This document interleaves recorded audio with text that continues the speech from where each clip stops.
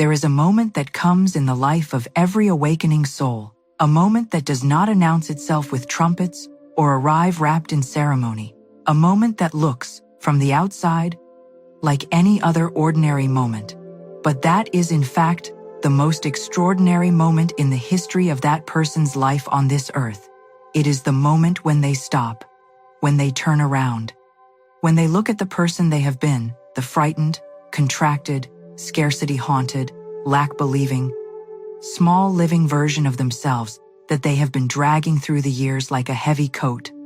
They forgot they were allowed to take off. And they say, with the full force of a soul that has finally had enough. No more. Not one more day. Not one more hour. Not one more single breath given to this diminished version of who I am. I am closing the door. And I am not looking back. That moment is now. This is your moment. Right here, in this breath, in this heartbeat, in this sacred and irreversible instant of spiritual awakening. You are standing at the threshold of two completely different lives, the life that has been, shaped by every old belief about lack and unworthiness and struggle and not enough, that has been running through your consciousness like a program you never agreed to install, and the life that is waiting, luminous and whole and overflowing with the divine abundance that has always been your true inheritance. And you are about to cross that threshold. You are about to step through. You are about to do the thing that changes everything. You are going to close the door on every broke version of yourself that has ever existed. And you are going to declare, with the full authority of your awakened soul, my new life begins now. Florence Scovel Shinn walked the streets of New York City in the early years of the 20th century, knowing something that most of the world around her had entirely forgotten. She knew that the invisible realm is more real than anything you can touch with your hands or measure with your eyes. She knew that every condition of your outer life, every bill, every debt, every empty space where abundance should have been, was simply a reflection, a picture projected outward by the inner beliefs you had been carrying, most of them unconsciously, most of them absorbed before you were old enough to question them. And she knew, with the same certainty that she knew the sun would rise, that those inner beliefs could be changed, that new words could be spoken, that new laws could be set in motion, that the same universe which had faithfully delivered the harvest of scarcity to the one who planted scarcity thoughts would, with absolute equal faithfulness, deliver the harvest of unlimited abundance to the one who dared to plant something new. She understood something that most people spend entire lifetimes without understanding, that the outer life is always, precisely and faithfully, the mirror of the inner life. That the financial conditions you experience are not accidents, not the random cruelty of an indifferent universe, not the inevitable result of economic forces beyond your control. They are reflections. They are pictures. They are the visible harvest of invisible seeds, seeds of belief, seeds of thought, seeds of the words you have been speaking and the stories you have been telling and the deep, subterranean convictions that have been running silently beneath the surface of everything you have done and said and chosen and attracted throughout your entire life. And because they are reflections, they can be changed. Not by rearranging the outer world, not by finding the right job or the right opportunity or the right person to rescue you, but by changing what is being reflected, by going to the source, by going within, to the place where the beliefs live, and speaking a new word so powerful, so spiritually charged, so aligned with the eternal truth of divine abundance, that the mirror has no choice but to show you something entirely, gloriously new. And so you are going within right now. You are going to the deepest place in yourself, the place below the fear, below the conditioning, below the inherited stories and the borrowed beliefs and the accumulated wounds of years of financial struggle, and you are going to speak to every version of yourself that has ever lived in that fearful, limited, scarcity-haunted place. You are going to speak with love, because every one of those versions of you did the best they could with what they knew. You are going to speak with compassion, because every broke version of yourself was not a failure, it was a seeker. It was a soul that had not yet found the truth, had not yet claimed its inheritance, had not yet heard the word that changes everything. You are going to speak with absolute, final, loving firmness. I see you. I honor what you went through, and I am closing the door on you now, not with anger, not with shame, not with the cruelty of someone who hates what they have been, but with the gentle, certain, irreversible authority of someone who knows what comes next and who has chosen it completely. Let us speak about what that broke version of yourself actually was, not to dwell on it, not to give it more energy than it deserves, but to see it clearly so that you can understand precisely what it is you are closing the door on. The broke version of yourself was not defined by the number in a bank account. Poverty is not primarily a financial condition, it is a spiritual condition, a consciousness, a way of seeing and being and moving through the world that produces financial hardship as its natural and inevitable result. The broke version of yourself was the version that woke up every morning and scanned the horizon of the day for threats rather than gifts. That counted before it gave and calculated before it received. That said, I cannot afford it before fully investigating whether that was true. That felt a contraction in the chest at the sight of a bill, a tightening in the stomach at the mention of money, a low-grade constant hum of financial anxiety that colored every experience, undermined every joy, and made even the good days feel temporary and fragile, as though abundance were something that happened to other people, and scarcity were the water you were always swimming in. The broke version of yourself was the version that believed, in the wordless and powerful language of the subconscious, that you were not the kind of person to whom prosperity happened naturally, that you would always have to fight for every penny, that every step forward would be followed by 2 steps back, that there was a ceiling above your financial life, invisible but absolutely real, that you would get close to but never break through, because something about you, some flaw you could not quite name, some deficiency you could not quite locate, made the truly abundant life available to others, but somehow, indefinitely, just out of reach for you. This is the lie. This is the entire lie. Every bit of it, from the first word to the last, is a lie. It is not the truth about you. It has never been the truth about you. And today, right now, it is ending. Not diminishing, not softening, not slowly fading over years of slow spiritual work. Ending, now, completely. Because you are speaking a new word, and the new word carries in it the power of the eternal truth, and the eternal truth dissolves every lie it encounters, the way sunlight dissolves morning fog, not by fighting it, not by arguing with it, not by trying to understand how the fog came to be there, but simply by being present, simply by shining, simply by being what it is. Florence taught that consciousness precedes condition, always, without exception. The financial life you are living today is the outer expression of the consciousness you have been holding, not yesterday, not last week, but for years and decades. The accumulated weight of belief pressing down and shaping reality the way water shapes stone. Slowly, persistently, and with results that eventually become indistinguishable from the natural landscape. You look at your financial life and think, this is just the way things are. But Florence would say, no, this is the way things have been. And things have been this way because consciousness has been this way. Change the consciousness, and you change everything.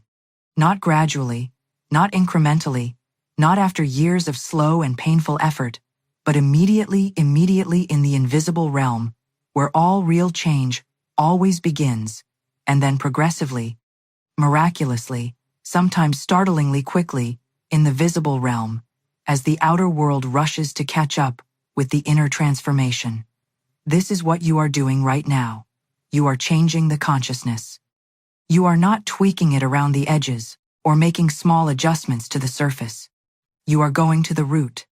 You are pulling up the foundational belief, the belief that lack is your natural state, that struggle is your identity, that the broke version of yourself is the real version, and you are replacing it with the truth that abundance is your natural state. That ease and flow and divine provision are not foreign to you, they are your birthright. That the version of you who lives in financial freedom and joyful prosperity and grateful overflow is not a fantasy or a wishful projection or someone else's life accidentally imagined as your own. It is the most real version of you. It is the version that God sees when the divine looks at you, and it is the version that you are choosing, right now, to become visible in the world. I am closing the door on every broke version of myself. Say it. Feel every word of it land in your body like a stone of spiritual certainty dropped into still water, sending rings of truth, spreading outward to every corner of your consciousness. I am closing the door. Not cracking it slightly, not leaving it ajar in case the old version wants to come back when times get difficult. Not keeping a foot in the old consciousness as an insurance policy against the terrifying possibility that the new one might not work. Closing it.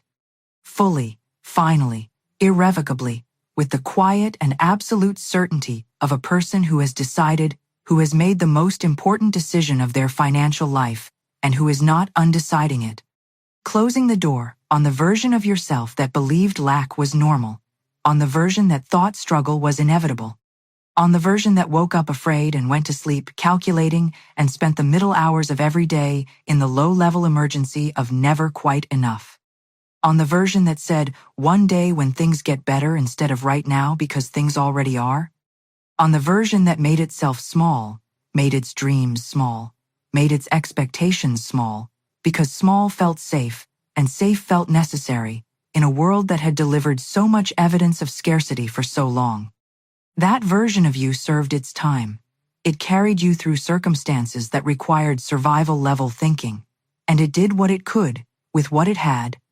And there is no shame in any of it. Not a single moment deserves anything less than deep and genuine compassion. But it is done. Its season is over. Its work in your life is complete. And you are closing the door on it now, with love, with gratitude, and with the full and unshakable knowledge that what is walking away from that closed door and into the new life is someone completely, permanently, and beautifully different. My new life begins now. These are not decorative words. They are not the kind of thing you say to make yourself feel temporarily better on a difficult day, and then forget by Tuesday. They are a spiritual declaration of the highest order, a decree made in the court of divine mind, heard by the universe, recorded in the law of your own consciousness, and already, in this very moment, beginning to produce the harvest that matches them. My new life begins now. Not when the circumstances change, not when the debt is cleared, not when the business takes off, or the promotion comes through, or the unexpected check arrives in the post. Now. The new life does not begin when the outer world changes. The outer world changes when the new life begins. And the new life begins in consciousness, in the spoken word, in the chosen belief, in the decisive, irrevocable turning of the inner self toward truth. And it begins right here, in this moment. Because you have said so, and your word is the most powerful creative force in your personal universe. Florence said, "Your word is your wand." She was not speaking poetically. She was speaking with the precision of someone who had watched, again and again, across decades of spiritual counseling, the absolute faithfulness of the law that says what you decree, you attract. What you speak, you create. What you believe, you manifest. She had seen people speak themselves out of debt when no visible path of escape existed. She had seen people speak themselves into right employment when every door appeared permanently bolted shut. She had seen money appear from directions so unexpected that the only rational explanation was the one Florence had been offering all along, that the universe is not limited to the channels your human mind can imagine, that divine supply does not travel only along the roads you can see, that grace moves through the invisible in ways that mock the calculations of the fearful and vindicate the faith of the trusting. And she had seen, again and again and again, the single consistent thread running through every single transformation. Someone had spoken a new word. Someone had closed the door on the old self, and declared with whatever degree of trembling faith they could muster in that moment that a new life was beginning.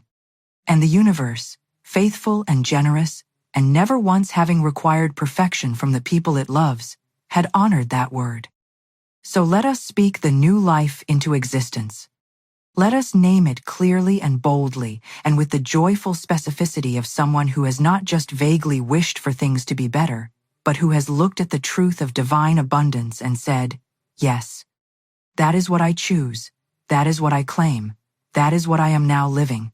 In your new life, you wake up in the morning, and money is not the first source of anxiety that greets you with the day. There is no tightening in the chest, no reaching reflexively for the phone to check what has arrived or gone in the night.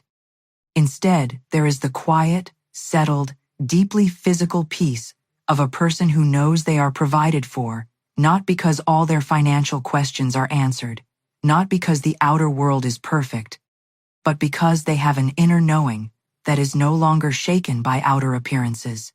They know who their source is. They know the nature of their supply. They know that the God of all things has never yet run out of the means to provide for one of its beloved children, and they are one of those children, and they are provided for, and that is settled, and they are at peace.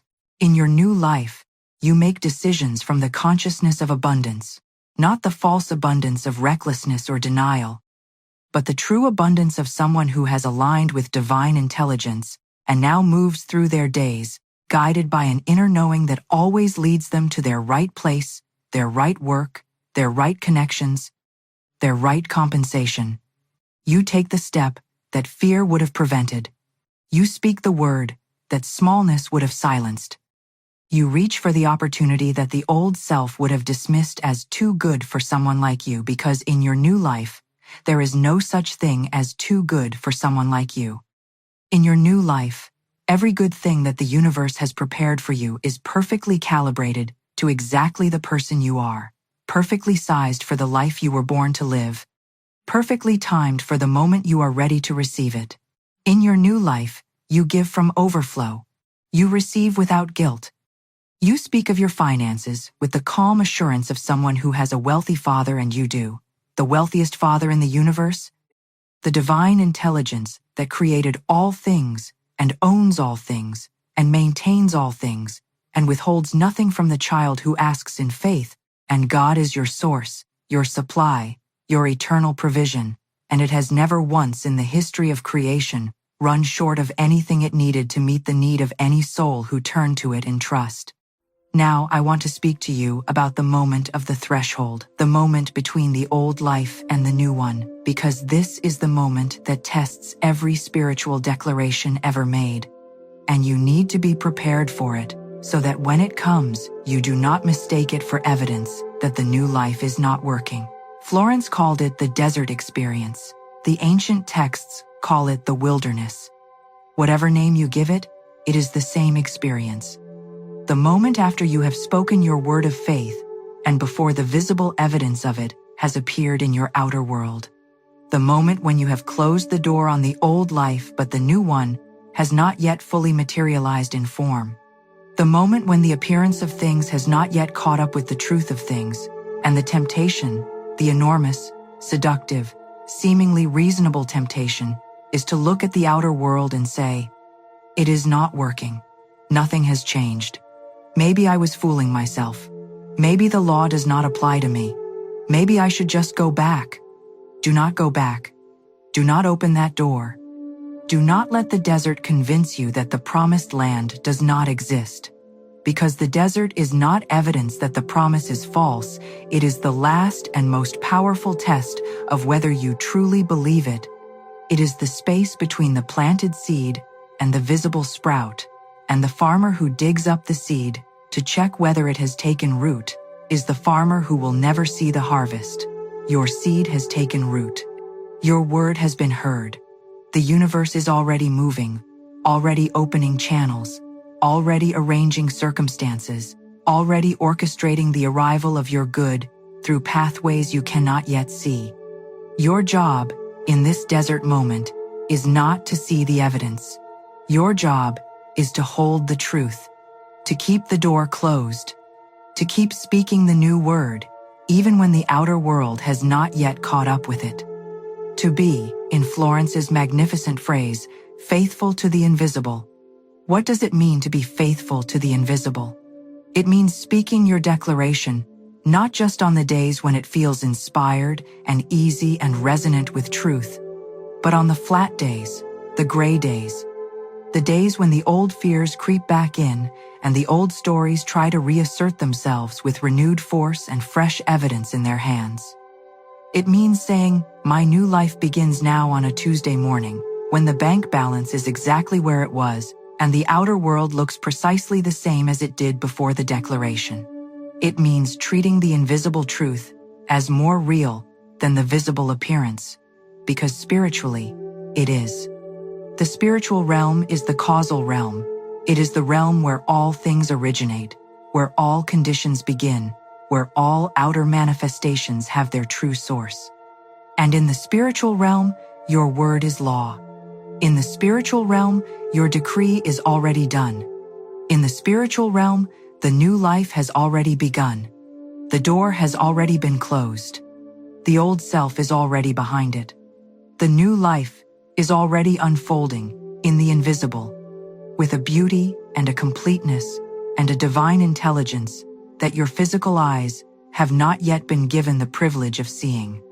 All that is happening in the physical world is the process of that invisible reality pressing through into visible form, the spiritual truth becoming material fact, the word becoming flesh, the declaration becoming demonstration. And this process takes the time it takes, and it unfolds in the way it unfolds. And every stage of it is perfectly orchestrated by an intelligence that loves you more than you have ever allowed yourself to believe, and is working on your behalf in ways that would astonish and humble and fill with gratitude every part of you that has ever doubted. There is something else that must be said, because it is one of the most practical and most overlooked teachings in Florence's entire body of work, and it speaks directly to the process of closing the door on the old self and walking fully into the new life. It is this: the new life requires a new self-image. Not a new bank account, though, that will follow. Not a new set of circumstances, though those will follow too. A new self-image. A new and fundamentally different understanding of who you are and what the universe understands you to be. Because as long as you carry, in the deep place of your self-concept, the image of someone who struggles financially, someone for whom abundance is exceptional rather than normal, someone whose relationship with money is fundamentally one of scarcity and anxiety and lack, as long as that image persists in the invisible realm of your self-understanding, the outer world will continue to reflect it back to you no matter how many times you speak the words of abundance. The words and the self-image must align. The declaration and the inner picture must match. The outer decree and the inner knowing must be one. So along with closing the door on the broke version of yourself in your words, close it in your imagination. Close it in your self-concept. Close it in the quiet, ongoing, continuous story that you tell about yourself in the privacy of your own consciousness. Begin to see yourself differently. Not as someone who is trying to become prosperous, but as someone who is prosperous. Not as someone who hopes one day to be financially free, but as someone who is financially free right now, in spirit and truth, who lives in the reality of divine abundance, whose needs are always met, whose good is always flowing, whose financial life is an expression of the infinite generosity of the universe toward one of its most beloved and most receptive children. See that person. Inhabit that person. Walk around in that person's skin today and tomorrow and every day until the outer world has fully caught up with the inner knowing, and it will catch up. It always does, because it has no choice. Because the law is exact. Because the harvest always matches the seed. Florence also taught something about the broke self that deserves its own moment of deep and careful attention, because without understanding this, people can speak all the right words and still find the door to the old life swinging back open in unguarded moments. She taught that the broke self The limited, scarcity-governed, lack-believing self is not the true self. It is a false self. It is a self constructed from other people's fears and other people's limitations and the accumulated evidence of a physical world that was itself the product of accumulated lack consciousness stretching back through generations. The true self, the self that God created, the self that exists in the realm of divine reality, the self that the loving intelligence of the universe sees when it looks at you, that self has never been broke, has never been in debt, has never been lacking in any good thing, has never for a single moment been separated from the infinite supply of the divine. The true self lives in abundance, as naturally and as automatically as a fish lives in water. Because abundance is not something the true self has or does not have. It is what the true self is made of. It is the substance of its being. It is the air it breathes, and the ground it walks on, and the light it sees by. When you close the door on the broke version of yourself, you are not destroying a self. You are releasing a false identification. You are stepping out of a costume that was never really you. You are saying, I have been wearing this character, the character of the one who struggles, the one who lacks, the one who never quite has enough, but this character is not who I am. It was a role I inherited without auditioning for it. A script handed to me before I was old enough to refuse it. A stage I was placed on before I knew that stepping off was an option. Today the performance ends. Today I step off that stage and into my real life, which looks nothing like the performance and everything like the truth that has always been alive in me beneath it. And what does that truth look like? It looks like freedom. It looks like the quiet, spacious, deep-breathing ease of a person who knows they are provided for and has stopped fighting that knowledge with every fearful thought. It looks like mornings without dread and evenings without the accounting of lack and nights of genuine, untroubled rest. It looks like generosity, the unself-conscious, natural generosity of someone who gives from overflow rather than calculates from scarcity, who blesses the money that flows through their hands because they understand it as the visible form of divine substance, and who releases it freely because they know absolutely that what flows out always flows back multiplied. It looks like an open hand and an open heart, consistently and joyfully ready to receive from whatever direction the universe chooses to send the good, without demanding that it come by any particular road or in any particular form. It looks like the smile of someone who has a secret, and the secret is simply the truth, the magnificent, ancient, always available truth that Florence spent her life teaching to anyone who would listen, that you are not separate from the abundance of the divine. You never were. You never will be. And every appearance of separation, every experience of lack, every moment of financial fear has been nothing more than a dream from which you are now, gloriously, permanently, joyfully, waking up. Wake up. Open your eyes to what is real. You are not a person of lack who is trying to become a person of abundance. You are a person of abundance who has been temporarily dreaming of lack. And the dream is over. The door is closed. The old self is behind it, and it is staying there. And you, the real you, the true you, the divine you, the you that the universe has always seen, and always loved, and always provided for, in ways that your dreaming mind could not perceive, that you is walking forward, right now, into the new life, into the open, unguarded, joyfully receptive, abundantly supplied, divinely orchestrated, magnificently flowing new life that was prepared for you before the beginning of time and that has been waiting, patiently and lovingly and without any judgment about how long you took to find the door, for exactly this moment, this breath, this declaration. My new life begins now, not tomorrow. Not after you have prepared yourself more thoroughly, or understood the law more completely, or proven to yourself and the universe that you are sufficiently evolved to receive the good that has been prepared. Not after the circumstances shift, or the right opportunity presents itself. Now, the new life does not wait for the outer world to make it possible. The new life makes the outer world change.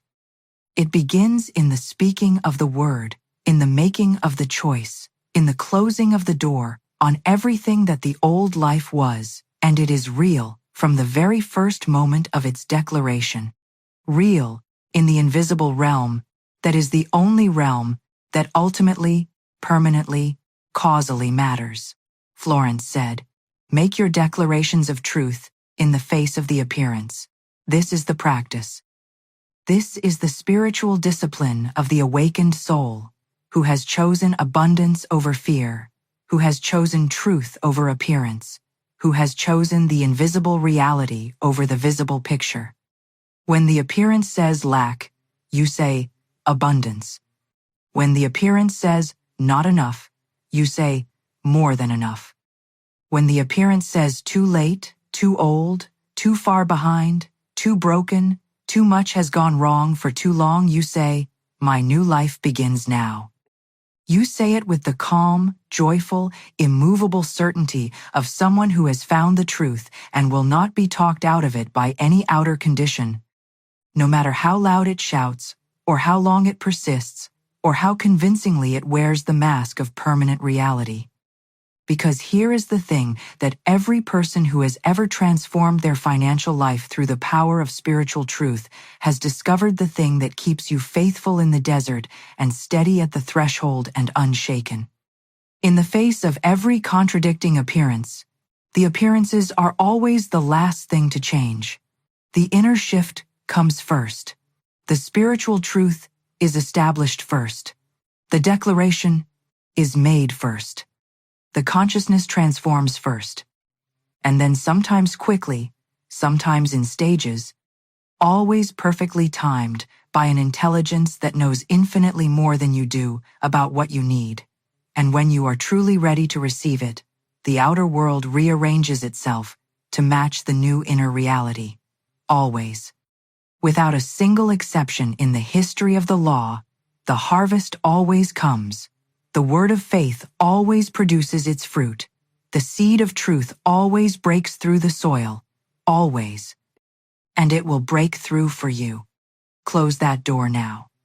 With both hands and your whole heart and the full force of your spiritual authority. Close it on the fear. Close it on the lack.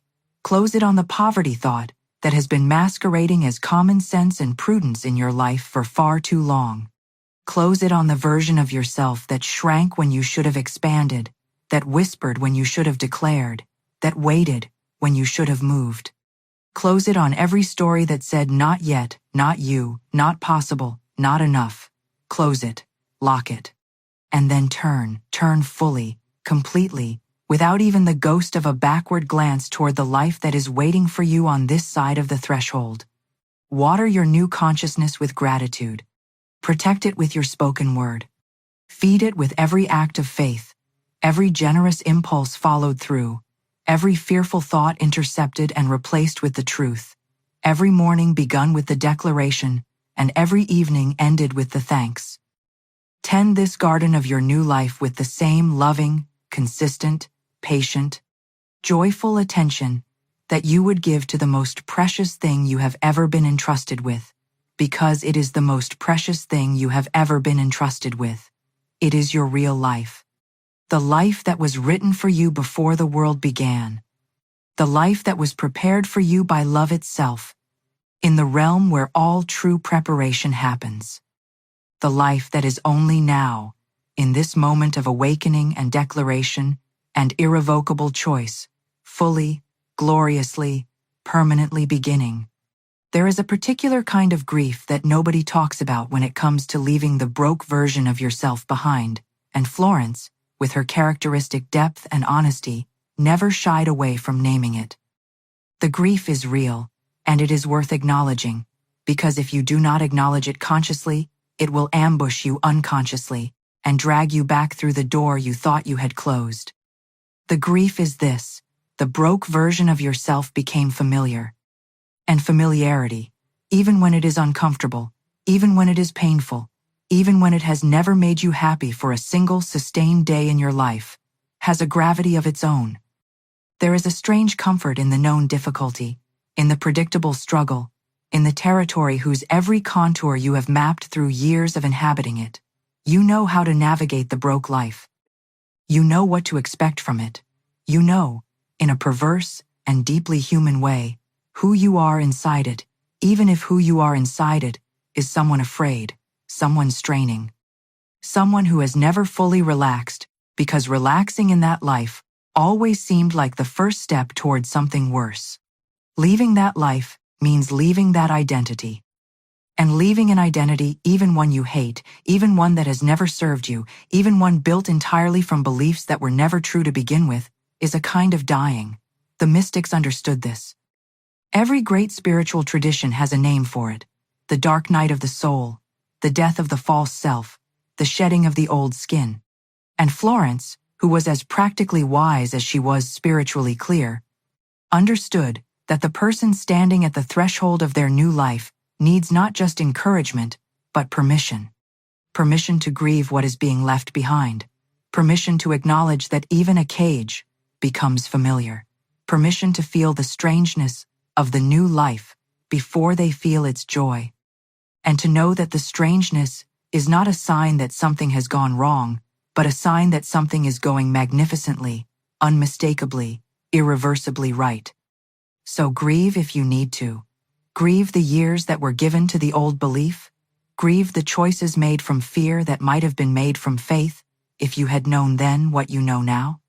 Grieve the opportunities that were missed, the expansions that were refused, the times you said no to your good because the old self believed it was the only responsible thing to do. Grieve them with full feeling and genuine tenderness for the person you were, and then close the door on the grief too. Because grief, like every other aspect of the old life, is not where you are living anymore. The compassion you extend to your past self is not a reason to remain in the past. It is the loving gesture of someone who is leaving for good, turning back for one last moment to honor what was before stepping through the threshold into what is. Do it with the full weight of your feeling, and then turn around and walk forward. And do not look back. The new self that is walking forward has access to something the old self never had: the clear, direct, unobstructed experience of being in alignment with truth. The old self was always fighting itself, wanting abundance while believing in scarcity, reaching for prosperity while whispering poverty, speaking the words of faith while the deeper voice murmured doubt. This internal war was exhausting. It used energy that should have been flowing into creativity and joy and the full expression of your gifts. It kept you in a permanent state of low-level depletion, not because the outer world was taking too much from you, but because the inner world was spending everything in the battle between what you wanted to believe and what you secretly feared was true. That war is over. The new self does not fight itself. The new self speaks from a place of inner unity, thought and word and belief, and feeling, all pointing in the same direction, all saying the same thing, all vibrating at the same frequency of truth. And that unified frequency is irresistible to the universe, which has no choice but to respond with the abundance that perfectly matches it. Let me tell you what happens in a life when the door is truly closed and the new consciousness is fully established, and the word of faith is being spoken with genuine, consistent, grounded authority. Florence described it this way: the demonstration comes. Not always in the form you expected, not always on the timeline you planned, not always through the channel you had imagined, but it comes. It always comes, because the law is not selective, the law is not partial, the law does not have favorites or exceptions or fine print. The law works for everyone who works with it, every time, without a single failure in the history of its operation. And when it comes, the demonstration is not just financial, it is total. The money comes, yes. The debts clear, yes. The channels open and the opportunities arrive, and the unexpected good rushes in from every direction, yes. But something more than that happens too. Something that the person standing at the threshold cannot quite imagine, because they have never experienced it. They feel like themselves. For the first time, perhaps for the first time in as long as they can remember, they feel like the person they always knew, at the deepest level, they were supposed to be. Prosperous, at ease, generous, grateful, aligned, themselves, the real themselves. The true self that was always there beneath the false one, always whole, always abundant, always the beloved child of an infinitely generous universe just waiting, with perfect divine patience, for the moment when the door would finally be closed on every broke version and the new life could finally, gloriously begin. That moment is this one. You are not too late. You are not too damaged. You are not too far behind. You are not too ordinary, or too unknown, or too deeply in debt, or too long in the pattern of lack to turn this corner.